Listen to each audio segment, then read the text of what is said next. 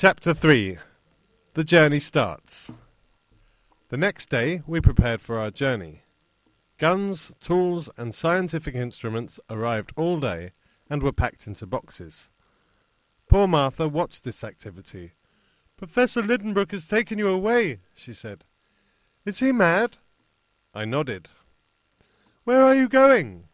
I pointed down towards the centre of the earth. "To the cellar?" Martha asked. "No, Martha," I replied. "Farther down than that." At last everything was packed up, and we set off on our journey. We travelled by steamer to Copenhagen.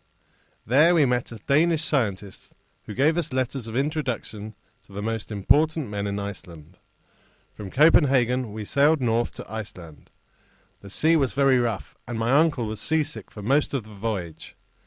But when we arrived in Reykjavik, the capital of Iceland, he was happy and excited. He did not want to explore Reykjavik. "The most interesting part of Iceland is under the ground," he said. We immediately set off for the home of Dr. Fridriksson. My uncle had a letter of introduction to him.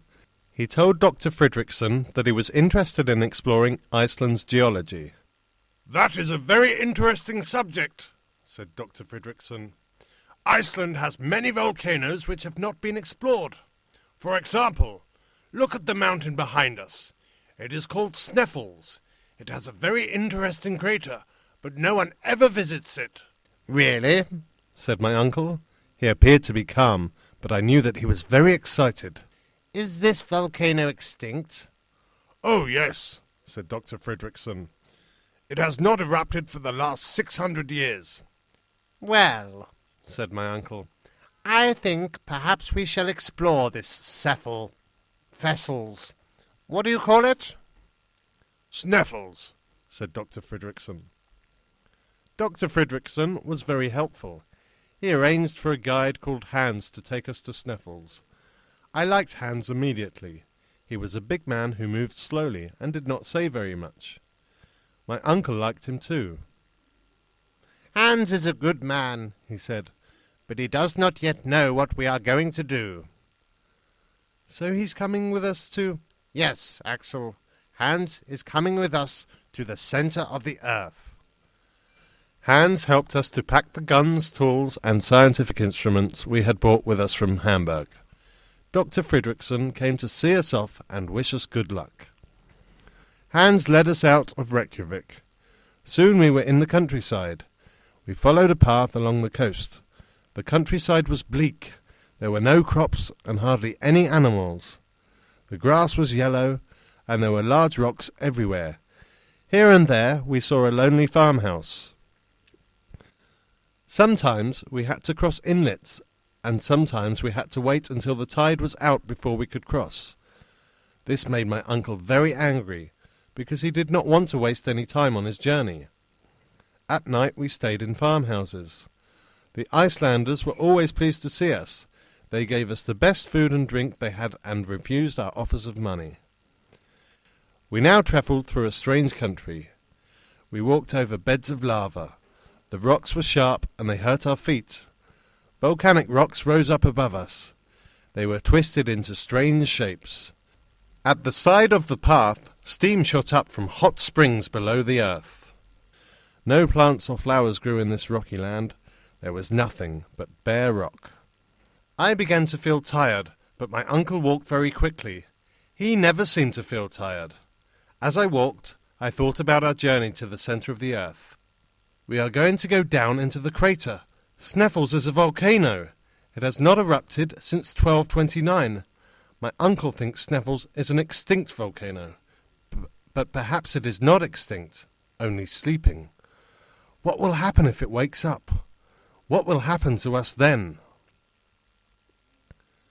After 3 more days, we reached the base of Sneffels. That night, I talked to my uncle about my fears. He told me that Sneffels would not erupt. He tried to prove this to me scientifically, but I could not understand him. I was still worried and full of fear. That night I had a terrible dream. I dreamed that I was inside a volcano. There was a great explosion, and I was shot up out of the volcano like a rocket. We climbed Sneffels for the whole of the next day. We climbed higher and higher. It was harder and harder to breathe because of the thin air. Even my uncle was tired. At 11 o'clock that night, we reached the top of the mountain. We camped at the edge of the crater. We were more than 1,500 meters above sea level. When we awoke the next morning, it was cold and clear. The whole of Iceland was spread out below us like a map. We could even see the coast of Greenland. My uncle did not have time to look at the view. We were at the top of Sneffels, on one of its 2 peaks. But which one?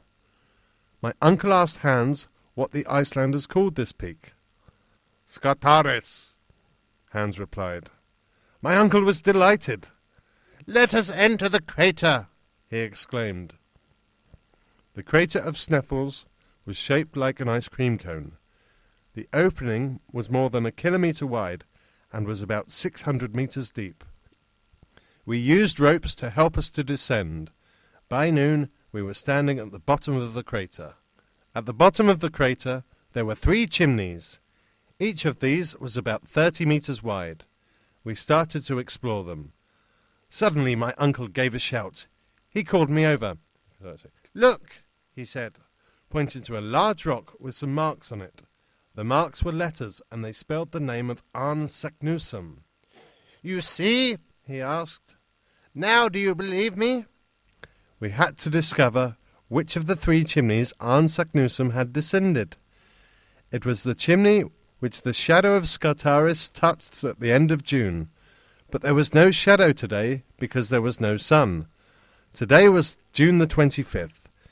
If it stayed cloudy until the end of June, there would be no shadow to guide us.